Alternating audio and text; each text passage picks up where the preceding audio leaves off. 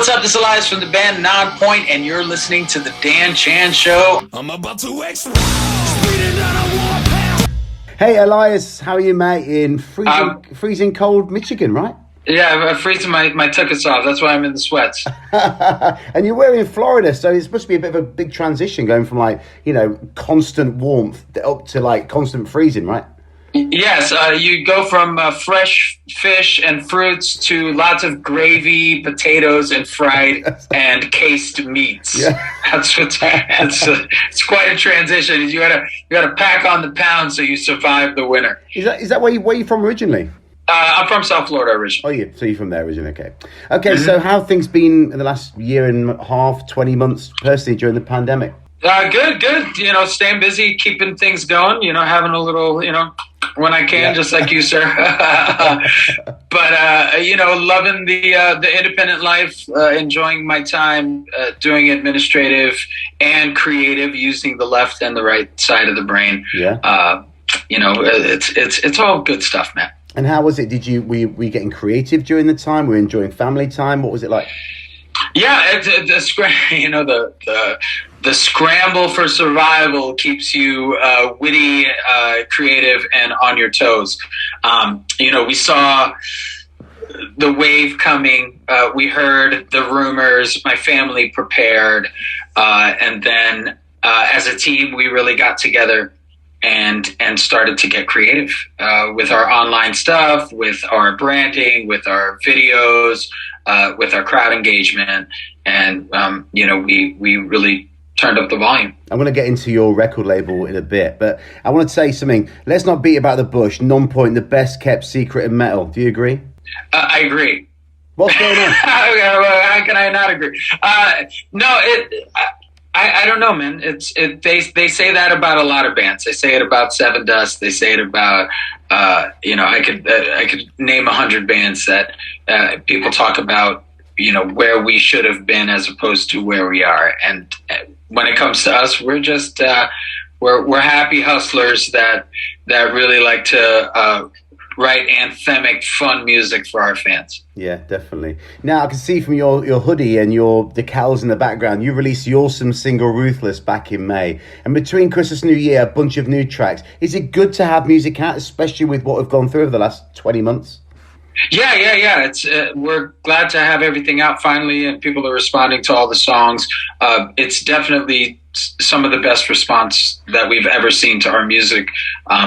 You know, Ruthless really got crowds going and really pushed the envelope. Doves really pushed it over the you know, over the hill, and really, you know, pushed the momentum forward for us on this EP. And then Back in the Game is getting great response as well. So we're happy that the work that we put in during the pandemic and the work that we did musically and the time that we gave creatively is translating to our fans. Now, let me get this straight. You've decided to do a series of 3 EPs. What's the mindset behind this instead of the standard long play, you know, like one release every 3 or so years? What's with this, like, EP situation? You know, fans invest in albums, but you know, the scope of the fan that invests in the entire album is a coin flip. So we felt by allowing ourselves the opportunity to, you know, take a lesson from the hip hop world and from the pop world, where you'll have an LP and then so many different collabs and so many different other flavors of that artist, you know, before that artist gives you another LP. Yeah. And there's not a lot of collaboration in the rock world. So we decided to collaborate with our audience. And there's lots of sides to Nonpoint and lots of sounds to Nonpoint. Heavy, melodic, music with cadence, music with melody. We run the gambit. And with this new model of us testing EPs, we wanted to test each one of those particular styles in their own kind of atmosphere around an imagery that we felt like was going to get a chance to be completely translated, like the Ruthless branding. There was a big picture idea that sometimes, I explained it the other day. Moving, you're navigating the same ocean in the music industry, but you're in your own ship, and turning the big ship of a major label is it takes a lot of rudders, it takes a lot of gas, and a lot of force and energy. Yeah. So with this new model, we're allowing ourselves the ability to be nimble, and to move that creativity once we see what our fans are really grabbing onto. So are you like testing, acid testing? You bring this EP out and you might change things, might flip things a little bit. Is that what you're thinking? Yeah, as we build out what we feel like the next big idea of an LP is going to be for us. So we're going to drop the Ruthless EP. It's going to have that vibe. We're going to drop our next EP. It's going to have that vibe. Who knows? We may figure it out by EP number 2 and go right into the LP. The good part is I have the ability to decide that length of time. Go 3 EPs deep. Go 3 videos, 4 videos deep on 1 EP. When was the last time you ever seen that? No. You haven't. Yeah. And we're about to drop our 4th video on a 5-song EP. Yeah.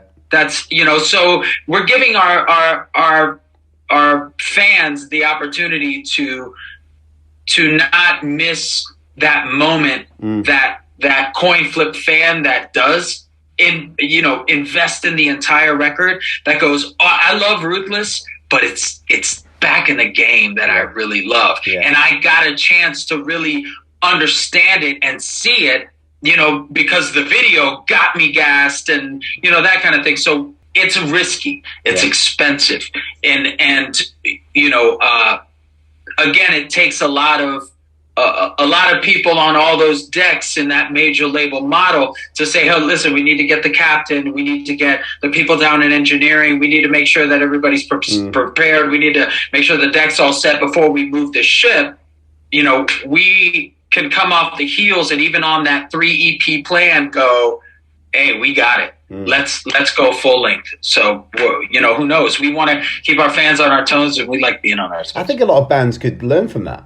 I hope the industry kind of learns from it, that it's okay to be risky if you really believe. That's the thing, is that you should be able to tell, your staff and your shareholders and all these people above you that are like, hey, I like it, but I really don't understand it. It's like, you don't have to understand it to at least be able to see why it packs rooms or why it makes people want to replay it and want to re-listen.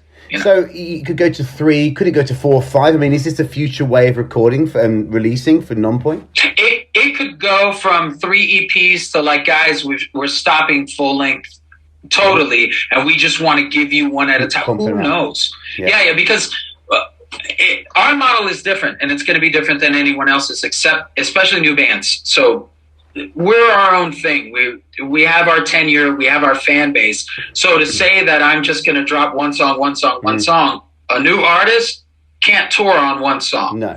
So I get it. It doesn't work for everyone. No. This is working for us. What we're doing though is what we kind of did with Ruthless is, Silk Sonic? Yeah.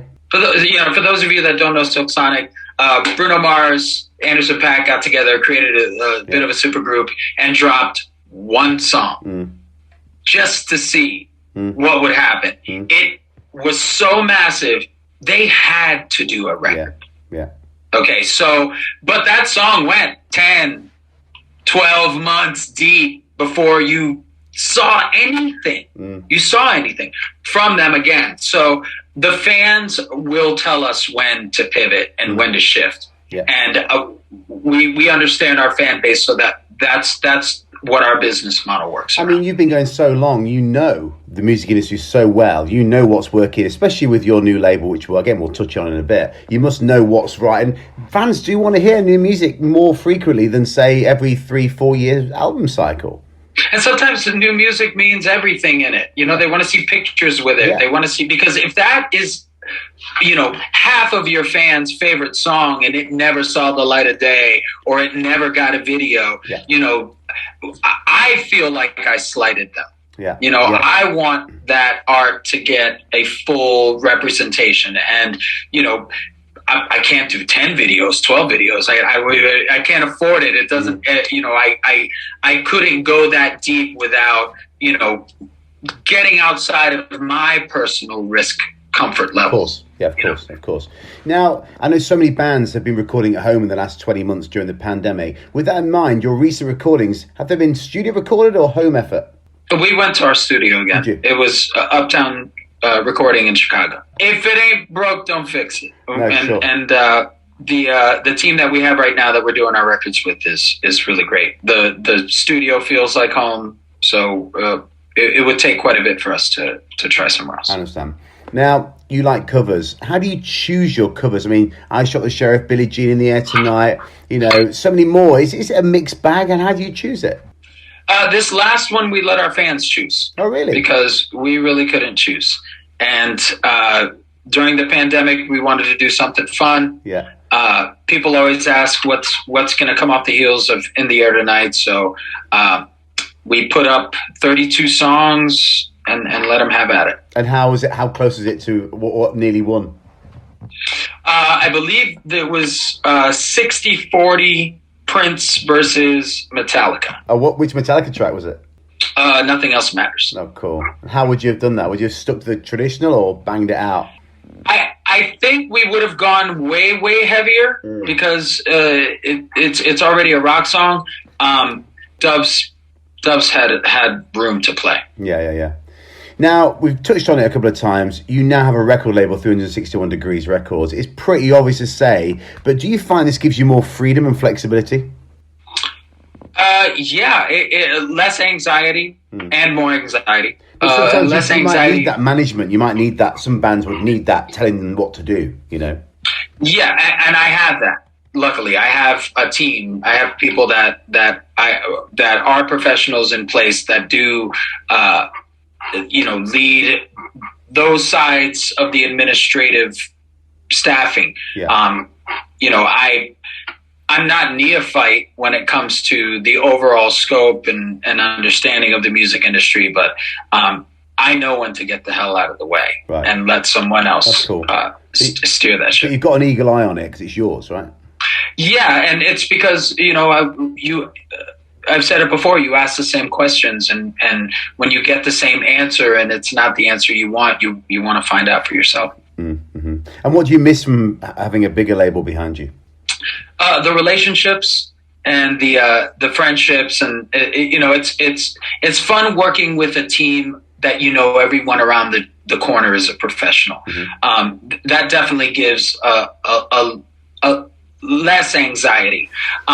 But you see, even the staff, they feel the same kind of restriction.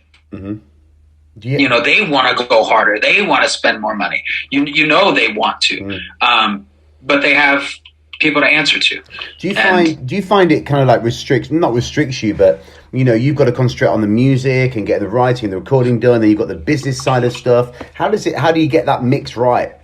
It's not easy, but we're doing it. And that's what matters. Yeah, and the product that's coming out is better than ever. And it's a lot of fun. It really is. I'm having fun doing this. Good.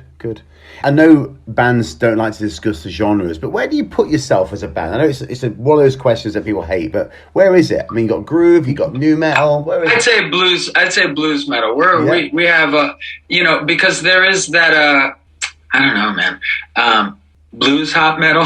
Yeah. we definitely have this bluesy swing to us when it comes to the riffs. There's definitely that metal side of us, and then there's that hip hop side of us that people love, and we like doing all three. Absolutely. Now, since your inception back in 1997, you've done so much, but what haven't you achieved that you want to? What's still on the band's or your bucket list? On my bucket list, I want to go to Japan and China. Yeah. And even Russia. Yeah. I'd love to go to those countries. Those are the three countries that are still on my bucket list that I want to cross off. Japan, what a crowd that is. Yeah, I heard my brother, he was in the service for years, and he's been to Japan a few times, and he says it's the closest thing to being on another planet. Really? And you have to play shows at 4:00 in the afternoon, all the crowd have sat down. Yeah, it's crazy. I can't wait to see it. It's a crazy place. Now, going back, obviously, we've touched upon your longevity in the industry, and over the years, let's have some yin and yang moments. What the highs and lows, one of each, if you will. Highs. One of the biggest highs, I'd say, was that first trip over to Australia, when you feel like you're on the other side of the planet. Yeah. Because of a song that you wrote. That really special. That's something that you cross off on the bucket list. Lows, I'd say probably, not that I would trade it, but probably losing my first guitar player was probably the hard to deal with. He didn't want to do music anymore, and I understood why. It's not an easy life, and there's those lows, that really hit sometimes. And when you're living a life that's based on opinion, you can't help but have emotion attached to it. And you were a band of brothers as well at the time. Yeah, and I knew he was my best friend at the time, and I knew all he wanted to do is just write amazing music and play great music, and that's probably the lowest low is knowing that he didn't feel like he got that chance fully. Sad. Now, you're such a live band, incredible live band. It's clear you love playing to a crowd. How frustrating has it been not being able to play at the rate you normally would over the last couple of years? My back probably thanks me, but it's such a close photo finish to creating music. Performing music is what it's what fills the cup the most. Yeah, of course. Instant gratitude. When you write a song, you feel proud, and there's an anxiety: are they going to like it? Yeah. With the show, I know they're going to dig the show. We take pride in our show, so I know they're going to dig it. Have you done many shows over the last year or so? Oh yeah, we did a couple shows with Atreyu. We did some shows with Seether. We did a small headlining run. Met a couple bands that are coming up that are on fire. The Dropout Kings, amazing guys, just talented dudes. So yeah, we've had an opportunity to get our feet wet. Have you had tours cancelled? Yeah, I caught COVID. Rob got COVID. We had to cut the Atreyu run short. We missed out on Blue Ridge. Went home, quarantined, and then finished off what we could and rescheduled the stuff for this January. So what I say, you touched on it there. I mean, what are your touring plans? And is Europe on the horizon, maybe? Yeah, Europe's next year, mid-year, is what we're aiming at. South America is also on the radar, as well as Australia again. And since we're independent, we're just going to do it. Yeah. Are you touring with anyone in Europe? Are you doing anything on your own? Or? I don't know. We're probably just going to do it on our own and just see, just give people what they've been waiting for, which is a full headlining show of Nonpoint in Europe and in the UK. It's been, over a decade since we've done it. So it's time. You've played some places, we touched on it. I mean, what's your favorite place to play? I love Germany. I loved playing France. France was great. The UK is amazing. Every single city you go, there's fans. It's just a different kind of crowd. Yeah. Australia too. Australia, man. Australian crowds are monster crowds. It's a different world, and it's fun out there. So travel, people need to travel. Now, are there any bands that you haven't played with that you'd like to, and any favorites that you have played with? Favorites. I'd love to do a run with somebody like Bring Me the Horizon. I think that would be a fun run to do. We just got off the road with Seether. That's always man. I love playing with those guys. Those guys are the sweetest dudes in the whole world. It'd be great to get back out with Disturbed. That's a really hard crowd that really gives it to you. So that's a fun tour too. So I like getting out with the big boys. It makes me raise the bar. Now, tell me what happened to that trailer. I saw it on your Instagram. What happened to the trailer on that tour back? Was it September? Yeah, I almost murdered a state trooper and almost probably destroyed. Maybe. Tell me, you can't leave it like that. Go on, what happened?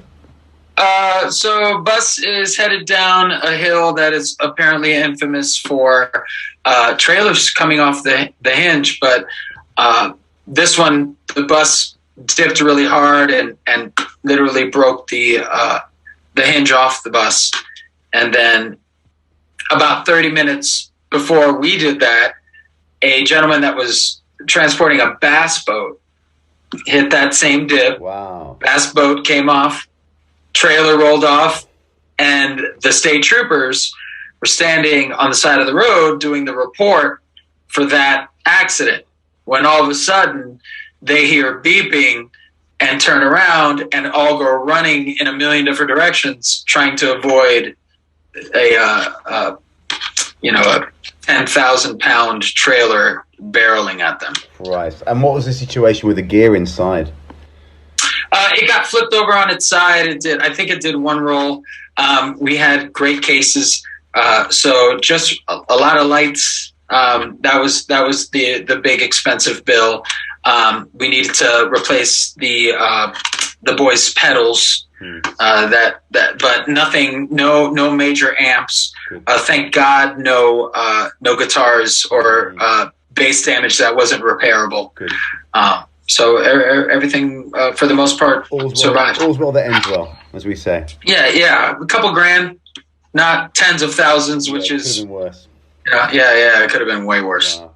Now, with regards to listening to music, obviously we've just come out of 2021. What do you think were the best cuts of 2021? And what do you listen to, metal-wise, away from metal? What have I been listening to in 2021? Any standouts? The Dropout Kings. I really dig what those guys are doing. Check them out. Yeah, they're really strong and really energetic, and they do it live. Great live show, and that matters, folks. That matters. Absolutely.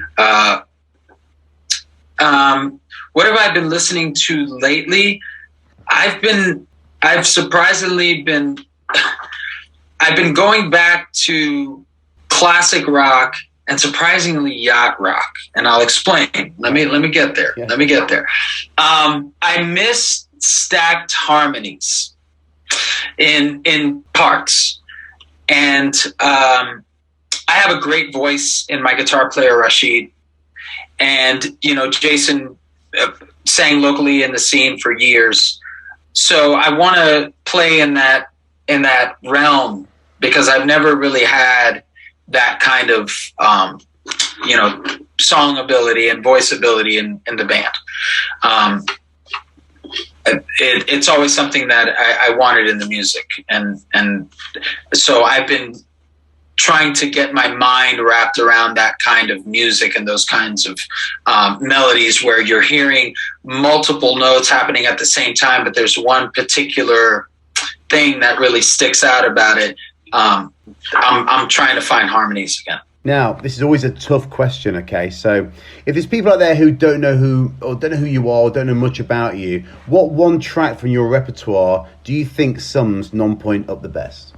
Just one track. If you had to show an alien from a live form or someone who doesn't know anything about metal, and this is what we do best, what is it? I think Milestone, our song Milestone off the last record is pretty, it pretty much wraps up everything that we do. It has the heavy, the rap, the melody.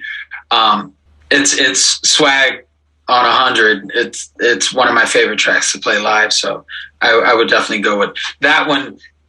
It gives it everything. I feel like if you just play them Bullet or if you just play them In the Air Tonight, they won't see the full scope. I think Milestone does that. Now, finally, what's the message to the fans in the future? For 2022, what's happening? we're going to keep engaging with our fans. The one thing that I ask the most is that they engage back. It's hard in the noise and the traffic of the feed and swiping the feed to stop and, double tap the heart or to leave a comment or to tell us what you thought or what you liked and what you didn't like. We're realizing that the mystery behind our band is great. And we know how to wield that mystery on stage, but the humanity behind the people in the band and its connection with our fans, social media has given us a different opportunity with music now. Yeah. And the same way it did with, wax and radio antennas years ago, and it's starting to shift so far away from that now. There can be different parts of the creation process and the growing process that involves the fans more, that it doesn't have to be so mysterious, that, that peek behind the curtain is okay because they really want it. And that's what I ask, is that peek more back there, say more, and we're going to keep getting involved. I love that. Well, Elias, thanks so much for joining me on the show. I'm looking forward to seeing what you have in store for 2022. Thanks for joining me. Thank you, buddy.